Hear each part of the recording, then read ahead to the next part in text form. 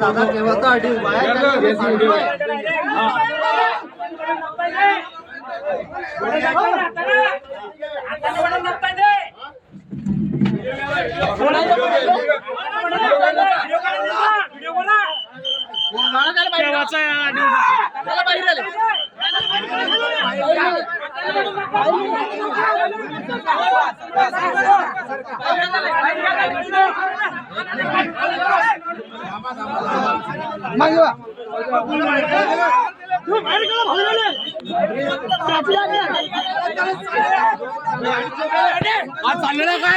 उभा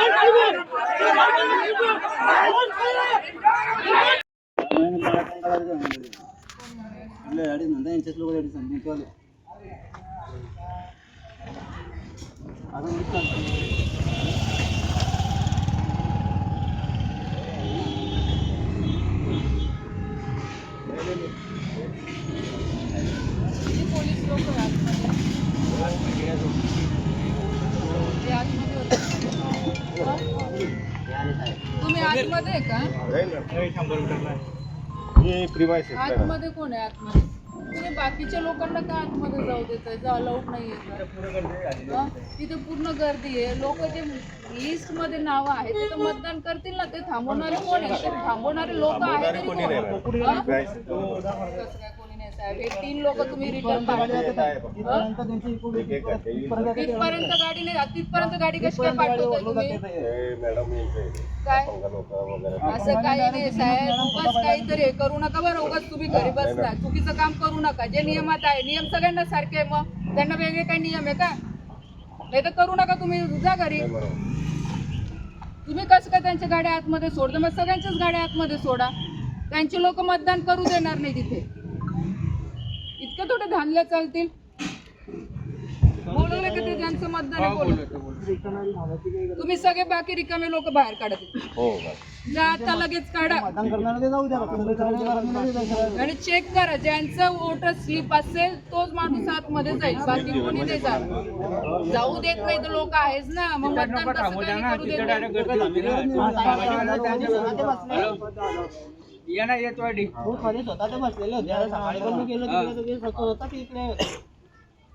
गेट मध्ये कोणाला प्रायव्हेट वाहन कोणाचं? अरे तुम्ही आतमध्ये बघितलं पाहिजे ना. तुम्ही आतून हाकललं पाहिजे ना. लोक आता इथून काय शिकवताय त्यांना? तुमचं सकाळी ड्युटी तुमची रिस्पॉन्सिबिलिटी ना ती.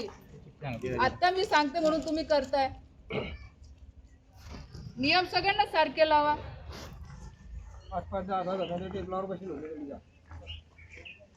काढा त्या सोगा लोकांना जा. ठीक आहे. केंद्रावर या ठिकाणी मोठ्या प्रमाणात गुंडागर्दी केल्याचा आरोप रक्षा खडसेंनी केला आहे. काय सांगणार? गुंडागिरी करून 2 नंबरचे गुंडागिरी करून ज्यांनी बोगस मतदान केलं ते गुंडागिरी आहे की त्याच्या विरुद्ध आवाज उठवणे गुंडागिरी आहे? पहिले कन्सेप्ट त्यांचे अर्धे कन्सेप्ट क्लिअर नसता. पहिला कन्सेप्ट समजून घ्या की जे आता बोगस वोटरमध्ये घातले त्यांनी ETS कॉलेजच्या या त्या कॉलेजमध्ये शिकणारे मलकापूरचे आजूबाजूच्या खेड्यातल्या मुलांना इथे बोलून शहरातल्या मुलांना बोलून त्यांचे वोटर आय डी बनवले आणि त्यांना इथे मतदानासाठी बोलवलं, हे गुंडागिरी आहे की त्याच्याविरुद्ध आवाज उठवणे सदस्यीर मार्गाने हे गुंडागिरी आहे? तुम्ही बघितलं का? तुम्ही कुठे उभे तुम्ही? मतदार केंद्राच्या या साईडला. आम्ही मतदार केंद्रात त्या साईडला गेलो का?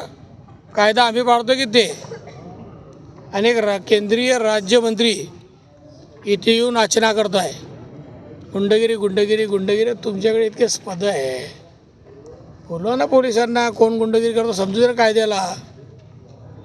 तुमची गुंडगिरी किती आहे, किती तुम्ही भूखंड गोरगरिबांच्या हक्काचे भूखंड बळकवले गुंडशाहीने, किती तुमच्या त्या सगळ्या व्यावसायिक साड्या उभ्या केल्या गुंडशाहीने. लोकांच्या चालू केबल कनेक्शन कशा गुंडशाहीने उडवल्या, जळगाव जिल्ह्यातल्या कशा ताब्यात घेतल्या, ही वेळेला गुंडशाही म्हणता. तुमच्या दबावापोटी तुम्ही गावागावात फिरून, घराघरात फिरून मतावर प्रभाव टाकून मतं आपल्याकडे कसे येतील हा प्रयत्न करा. कायदा तर असा असला पाहिजे की ज्या दिवशी मतदान बंद झालं त्याच्यानंतर तुम्हाला अशामध्ये भेटी घेता नाही आल्या पाहिजे. तुम्ही 8 दिवस 10 दिवस जे प्रचार करतो, लोकांना कन्व्हिन्स करत होता, ते कमी नव्हतं का? आता तुम्ही याच्या घरात घुस, त्याच्या घरात घुस, इतकी प्रॅक्टिस झाली घरात घुसायची मतं मागण्यासाठी की मला तर असं वाटतं की एवढी घातक कोणाचीच नव्हती. हे कधी 12 वर्षानंतर 30 वर्षानंतर सन्माननीय खडसे साहेब म्हणता की मला जेवढे पदं मिळाले यांच्या 17 पिढ्यातील मिळणार नाही. शक्य आहे, सामान्य कार्यकर्ते आहे, नशिबाने पदं मिळाले, तुमच्यात गुणवत्ता काहीच नव्हती. पण जे पदं मिळाले त्याचा मुक्ताईनगरसाठी किती उपयोग झाला?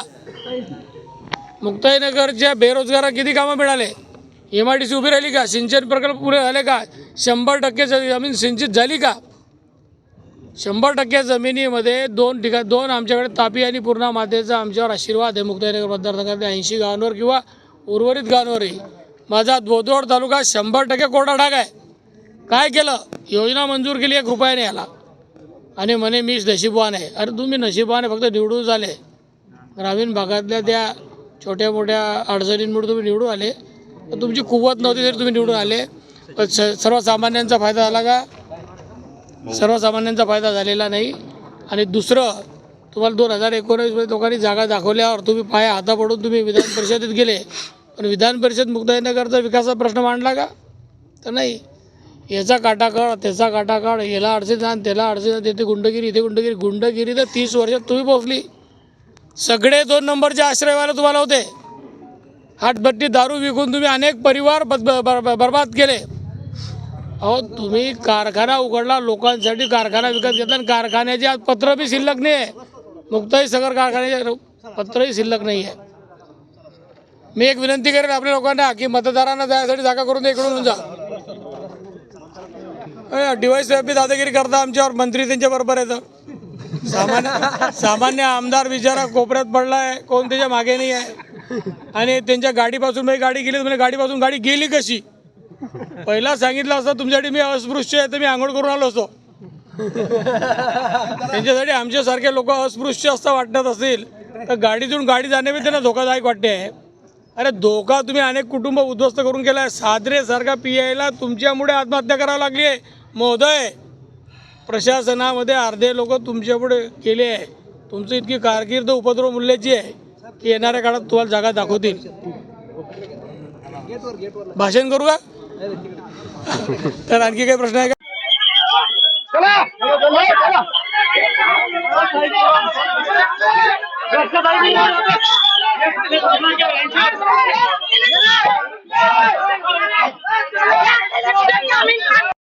देख के मारे इन्होंने, सबके सब अंदर घुस के। उसका आखिरी वोटिंग था, चंदू भाई के सारे आदमी लोगों ने मारे, चंदू भाई था और आखिरी वोटिंग था।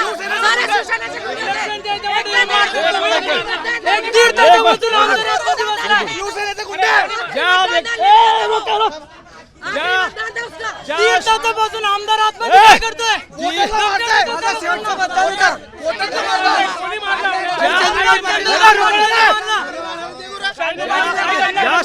ज्या शिवसेनेचा शेवटचं मतदान होतं, मला येऊन दादागिरी करता येते. सांगतो तुम्हाला मी दादागिरी करताय. ऐकून घ्या. थांबा रे. मी सांगतो तुम्हाला, सीसी फुटेज तुम्ही चेक करा. समोरचा व्यक्ती संभाळवाडा इथं येतो आहे, पोलीस वाल्यांना धमकी देत आहेत. समोरचा आमदार आले, सीसीटीव्ही फुटेज चेक करा. आमदार येऊन मारताय मला. आमदार येऊन मारताय. आमदार साहेबांशी बोलत असताना सुरुवातीपासून सांगा काय झालं. शांततेत सांगा. शांत व्हा. हा बोला आता. सुरुवातीपासून सांगा काय झालं. तुम्ही बोलून द्या का मी? त्यांना बोलू द्या. बोलून द्या का मी? बोला.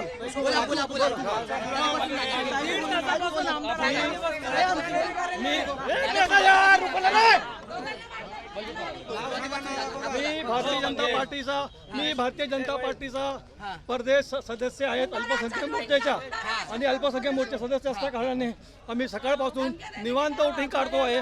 निवांत वोटिंग काढत असताना माननीय आमदार 3:30 वाजता आतमध्ये आले. 3:30 वाजता आत आल्यानंतर आम्ही तक्रार केली रक्षाताई खडसेकडे. आम्ही सर्वांना तक्रार केली. थांबा एक मिनिट. आम्ही माझ्याकडे व्हिडिओ आहे. माझ्याकडे व्हिडिओ आहे. थांबा आता हा बोलतो. माझ्याकडे व्हिडिओ आहे.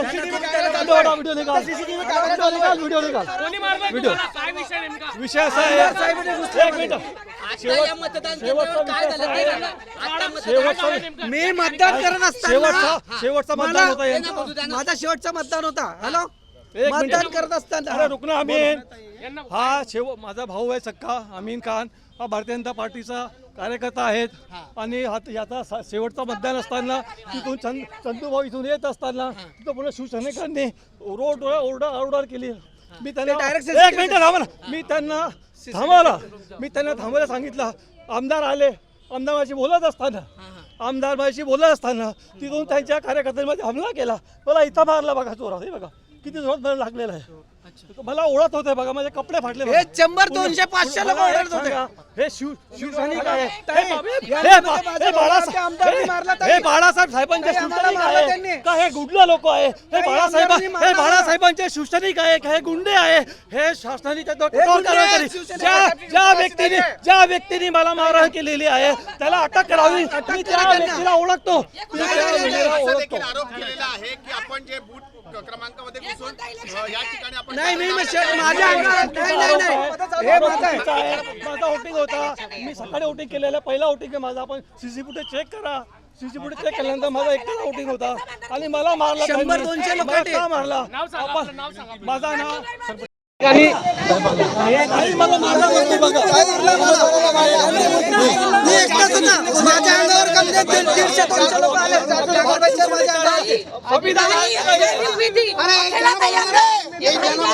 एकट्यावर अंगावर सगळे 150-200 लोक आले. हे यांचा नेहमीचा झाला. माझा मागे पण माझ्यावर एवढा मोठा हल्ला केला त्यांनी. भारतीय जनता पार्टीच्या कार्यकर्त्याची भारतीय जनता पार्टीच्या कार्यकर्त्याची माझी मोकळी झालेली आहे. हे मला न्याय द्यावा.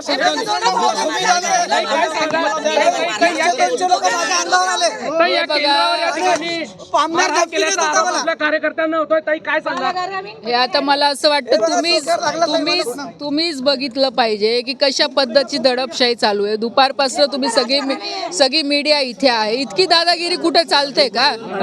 आणि ह्या संदर्भात आम्ही सगळेच ह्या चौकशीचे आदेश आम्ही करायला लावू, आणि निवडणुकी आयोगाला पण हे सगळं कळवलं जाईल.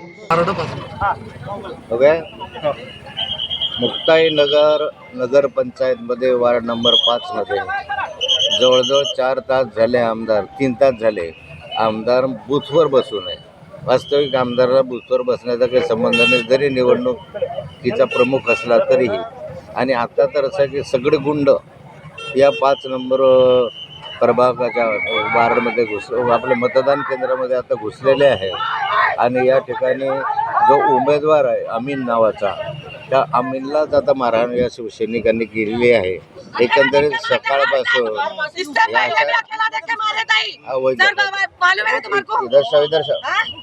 तर अशा रीतीने इथं गुंडागर्दी चालू आहे. उमेदवारालाच मारहाण केली. आणि पोलीस प्रशासन पाहत आहे. मला वाटतं हे चित्र काही बरोबर नाही. त्या उमेदवाराची आई या ठिकाणी आहे, तिचं ऐकून घ्या कशा रीतीने मारहाण झाली वगैरे. भाजपच्या उमेदवाराला इथे मारहाण झालेली आहे आणि त्या ठिकाणी त्या उमेदवाराचं अरे आहे का रे उमेदवार, उमेदवाराची आई आहे इथे. त्यांचंही स्टेटमेंट घ्या. सकाळपासून मी म्हणतो की आमदाराची इतकी गुंडागर्दी आहे, शिवसेनेवाल्यांची इतकी गुंडागर्दी आहे. शेकडो गुंड आजूबाजूच्या बाहेरचे इथं आणून सोडलेले आहे, जे हिस्ट्री सीटर आहे, जे हे आहेत. बोला. इससे पहले भी मेरे भाई को अकेला देख के मारे थे और जब भी पूरा अकेले झूठ था और ये हिजड़ा का झूठ था। वो संविधान असताना आचारसंहिता होने के बाद में भी गाड़ी का रैली निकाला है। आचारसंहिता भंग केलेलं आहे शिवसैनिकांनी. गाड़ी की रैली निकाला है। लेखी तक्रार देतोय मी.